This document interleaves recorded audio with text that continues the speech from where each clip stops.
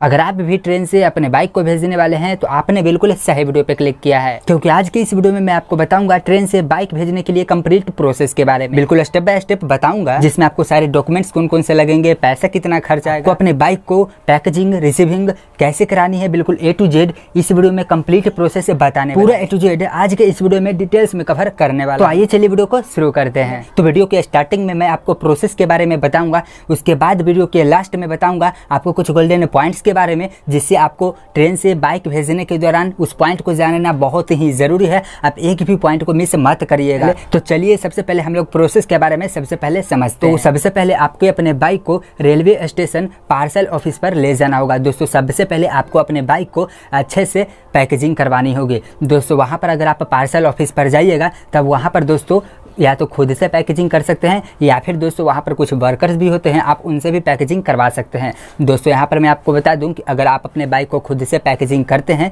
तब दोस्तों यहाँ पर 100 से 200 रुपये के आसपास आपको खर्चा पड़ जाने वाला है। लेकिन दोस्तों वहाँ पर जो कुछ वर्कर्स लगे रहते हैं, अगर आप उन वर्कर से पैकेजिंग करवाते हैं अपने बाइक को, तब आपको ऑन एन एवरेज 500 से 600 रुपया चार्ज बैठने वाला है।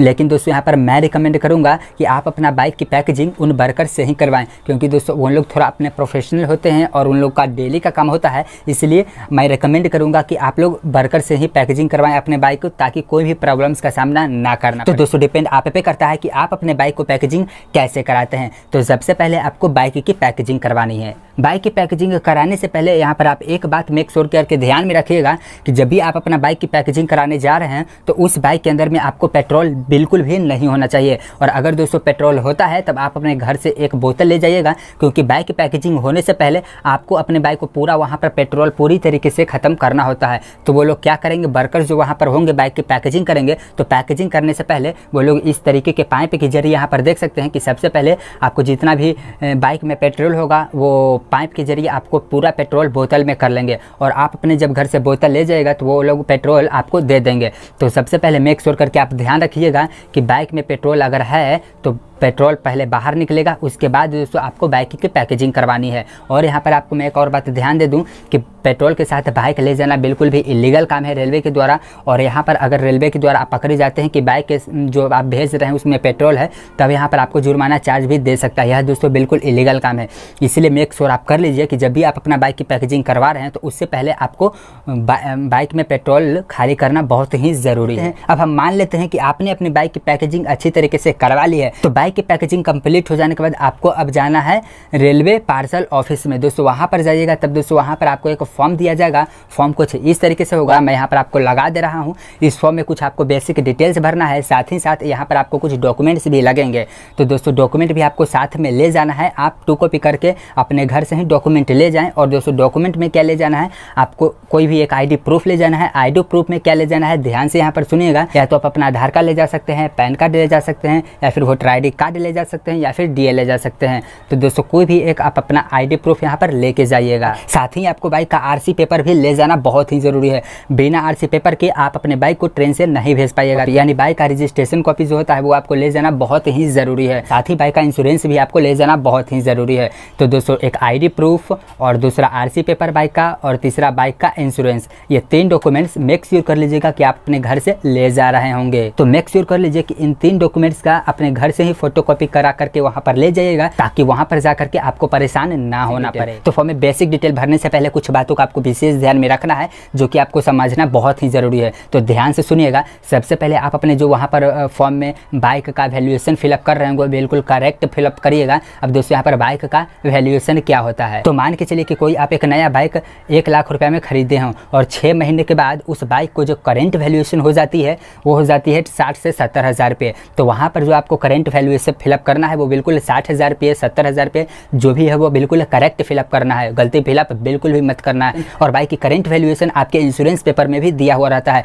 तो भरने से पहले आप लोग अच्छे तरीके से बाइक की करेंट वैल्यूएशन क्या भरना है वो लोग आप अपना इंश्योरेंस पेपर में देखकर ही भरिएगा, और जो भी भरिएगा बिल्कुल सही भरिएगा। क्योंकि मान लीजिए आपको अपनी बाइक के साथ कुछ मिस हैपनिंग हो जाती है इन द केस, तो जो रेलवे अमाउंट रिफंड करेगी वो आपका बाइक की करेंट वैल्यूएशन कितनी है उसी पे डिपेंड करता है। उसी में जितना आप फिलअप किए रहेंगे रेलवे उसी अमाउंट को रिफंड करती है। बाइक को जो भी करेंट वैल्यूएशन होता है उस पर रेलवे 1% चार्ज इंक्लूड करती है, जो कि उसे फेयर में आपको देना होता है, तो यहाँ पर मेक श्योर कर लीजिए कि आप जो भी बाइक का करेंट वैल्यूएशन भरें वो इंश्योरेंस में देखकर ही भरें और बिल्कुल करेक्ट डेवलप करें। फॉर एग्जाम्पल मान के चलिए कि आपको अपने बाइक की करेंट वैल्यूएशन अभी 80,000 रुपये है, रेलवे यहाँ पर 1% का कॉस्ट चार्ज लगाई होता है 80,000 रुपये का 800 रुपया। तो यहाँ पर आप ये बात ध्यान में रखिए। दोस्तों आपको यह बात भी ध्यान में रखना होगा कि अगर आप जो फॉर्म में बेसिक डिटेल्स भर रहे होंगे, अगर आप सेम उसी ट्रेन से जा रहे हैं जिस ट्रेन से आप बाइक को भेज रहे हैं, तो उस फॉर्म में भी आप यह मेंशन जरूर कीजिएगा। तो दोस्तों अब हम मान लेते हैं कि आप अपना फॉर्म में सारे बेसिक डिटेल्स भरने के बाद और साथ ही साथ सभी डॉक्यूमेंट्स लगाने के बाद आपको अब जाना है ऑफिस के अंदर में,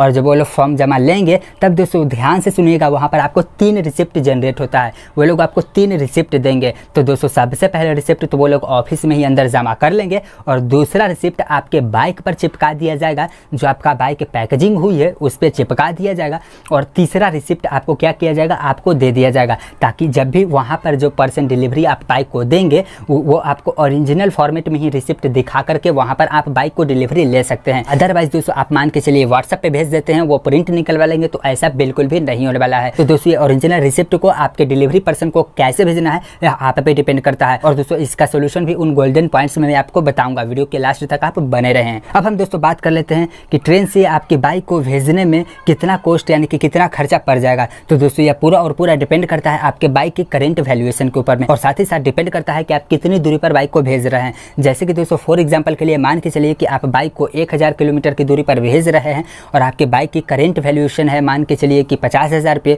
तो आपका जो कॉस्ट पड़ जाने वाला है वो 15 से 2,000 रुपये के बीच पड़ने वाला है। दोस्तों इसी में हो सकता है 100 रुपया इधर या फिर उधर हो सकता है। तो दोस्तों फाइनली आप लोग अभी तक अच्छे तरीके से समझ गए होंगे कि ट्रेन से बाइक को भेजने का पूरा प्रोसेसिंग मैंने आपको बता दिया है। अब हम दोस्तों 5 से 10 ऐसे गोल्डन पॉइंट्स के बारे में बताने वाले हैं जिसको दोस्तों आपको मिस बिल्कुल भी नहीं करना है, क्योंकि दोस्तों यह पॉइंट बिल्कुल आपके लिए बेहद इंपॉर्टेंट होने वाला है। तो दोस्तों सबसे पहले पॉइंट के बारे में बात कर लेते हैं कि जो भी आपको फॉर्म दिया जाएगा रेलवे ऑफिस में, जब आप फॉर्म भर रहे होंगे बेसिक डिटेल, तब दोस्तों उसमें सबसे पहले आपको करेंट मतलब कि मोबाइल नंबर जो भरना है वो दोस्तों बिल्कुल करेक्ट मोबाइल नंबर भरना है, क्योंकि दोस्तों बाइक कहाँ पर पहुँची है, कहाँ तक गई है, वो आपके मोबाइल नंबर के जरिए SMS के जरिए ट्रैक होता रहेगा, उसी से आपको पता चलेगा। तो सबसे पहले मोबाइल नंबर और एक्टिव मोबाइल नंबर और सही मोबाइल नंबर फिलअप करना बहुत ज़रूरी है। दोस्तों दूसरा पॉइंट यह है कि मान लीजिए कि आपका वहाँ पर बाइक चला गया है जहाँ पर आप भेजना चाहते हैं जिस स्टेशन पे, तो उस स्टेशन के 6 घंटे तक वहाँ पर पार्किंग का कोई पैसा नहीं लगेगा, लेकिन 6 घंटे के बाद अगर आपका मतलब कि पर्सन उस बाइक को डिलीवरी करता है, मतलब कि रिसीव करता है, तब उसके पर घंटा 10 रुपये चार्जेस आपको लगने वाला है। तो मेक श्योर करके आप ध्यान रखिएगा कि जब भी बाइक वहाँ पर पहुँचेगा तो उसके 6 घंटे के अंदर में ही आप लेने का प्रयास कीजिएगा, वरना 6 घंटे के बाद हर घंटे आपको 10 रुपये एक्स्ट्रा चार्जेस देने होंगे। अब हम तीसरे पॉइंट के बारे में बात कर लेते हैं कि वहाँ पर जो बाइक पर्सन लेगा तो उस पर्सन को क्या क्या दिखाना होगा। तो उस पर्सन को एक ID प्रूफ दिखाना होगा, और साथ ही साथ जो आपको एक रिसिप्ट मिला होगा ओरिजिनल रिसिप्ट, वो उस पर्सन को ओरिजिनल रिसिप्ट भी होना चाहिए। अगर मैं बता देता हूँ कि उसका व्हाट्सएप आप कर देंगे, वो प्रिंट निकलवा लेंगे, तो ऐसा बिल्कुल भी नहीं चलने वाला है। जो आपको रिसिप्ट मिला होगा ओरिजिनल फॉर्मेट में उस पर्सन को ही रहना चाहिए। अब बात आता है कि उस पर्सन को कैसे जाएगा, तो आप उस पर्सन को वहाँ पर जा करके दीजिए, या फिर आप डाकिया द्वारा बाई पोस्ट भेज सकते हैं, क्योंकि बाइक को डिलीवरी करने के टाइम में आपका ओरिजिनल फॉर्मेट में रिसिप्ट रहना, जो रिसिप्ट जनरेट हुआ है वो रिसिप्ट रहना बहुत ही ज़रूरी है। रिसिप्ट कुछ इस तरीके का रहेगा, तो रिसिप्ट उस जो पर्सन डिलीवरी लेगा उस पर्सन को भेजना, आप कैसे भी भेजिए लेकिन भेजिए, आपको भेजना बहुत ही ज़रूरी है। यहाँ पर आप सोच रहे होंगे कि बाइक मेरी कब तक पहुँचेगी, तो आप जिस ट्रेन से बाइक को भेज रहे हैं उस ट्रेन को रिकॉर्ड करते रहिए, यानी कि उस ट्रेन को ट्रैक करते रहिए। ट्रेन जब उस स्टेशन पर पहुँचेगी आपका बाइक ठीक उसी समय पहुँच जाएगा, तो आप अपना ट्रेन को ट्रैक करते रहिए। ट्रेन जब भी पहुँचेगी बाइक एट द टाइम वहीं पहुँच जाएगी। अब हम यहाँ पर बात कर लेते हैं कि क्या बिना RC पेपर का हम अपने मतलब कि ट्रेन से बाइक को नहीं भेज सकते हैं। तो दोस्तों जी बिल्कुल भी नहीं, बिना आप RC पेपर के, बिना बाइक के RC पेपर के आप अपने किसी भी बाइक को ट्रेन से बिल्कुल भी नहीं भेज सकते हैं, क्योंकि RC पेपर बहुत ही कंपलसरी होता है। अगला पॉइंट के बारे में बता देते हैं कि क्या जो बाइक को भेज रहा है तो बाइक को ऑनर के भी साथ ही ट्रेन में जाना जरूरी है या फिर नहीं। तो ऐसा कोई भी ज़रूरी नहीं है। अगर आप अपने बाइक को भेज रहे हैं तो कोई भी पर्सन वहाँ पर रिसीव कर सकता है जिसका आप नाम दिए हों, और बस अगर उसके पास ओरिजिनल रिसिप्ट होता है जो यहाँ से आपको मिला है, अगर उसके पास है तो वो पर्सन डिलीवरी ले सकता है। उसके अलावा कोई भी पर्सन डिलीवरी बिल्कुल भी बाइक को नहीं ले सकता। यहाँ पर अगला पॉइंट्स के बारे में आपको बता देते हैं कि क्या जब आप बाइक को भेजने वाले हो तो उसी दिन जाइएगा तो बाइक की पैकेजिंग हो जाएगी, या फिर उससे 1-2 दिन पहले जाना होता है। तो बिल्कुल भी नहीं। अगर आपके ट्रेन टाइमिंग से 2-3 घंटा पहले आप स्टेशन पर पार्सल ऑफिस पर जाते हैं तो 2-3 घंटा में यह पूरा प्रक्रिया कंप्लीट हो जाने वाली है। तो अगर आप 2 से 3 घंटा पहले जाते हैं तो कोई भी प्रॉब्लम नहीं आने वाली है। तो फाइनली आज के इस वीडियो में मैंने आप सभी को बता दिया हूँ कि आपको अपने बाइक को ट्रेन से कैसे भेजना है, क्या प्रोसेस होता है, कितना खर्चा पड़ जाएगा, क्या क्या रहना चाहिए, क्या क्या फॉर्म भरते टाइम बेसिक डिटेल डिटेल ध्यान में रखना चाहिए, इन सारा प्रक्रिया मैं आज के इस वीडियो में आपको बता दिया हूँ। तो दोस्तों मुझे आशा है कि ये वीडियो आपके लिए बहुत ही फायदेमंद हुआ होगा। सो अगर आपको ये वीडियो फायदेमंद हुआ होगा तो प्लीज़ इस वीडियो को एक लाइक कर दीजिए, और अगर आपके मन में भी कोई क्वेश्चन या फिर कन्फ्यूजन है तो मुझे नीचे आप कमेंट करके पूछ सकते हैं। और अगर आप हमारे चैनल पर नए हैं तो प्लीज़ चैनल को सब्सक्राइब कर दीजिए। चलिए फिर मिलते हैं एक नए और इंटरेस्टिंग वीडियो में। बाय, हम आपसे वहीं मिलते हैं।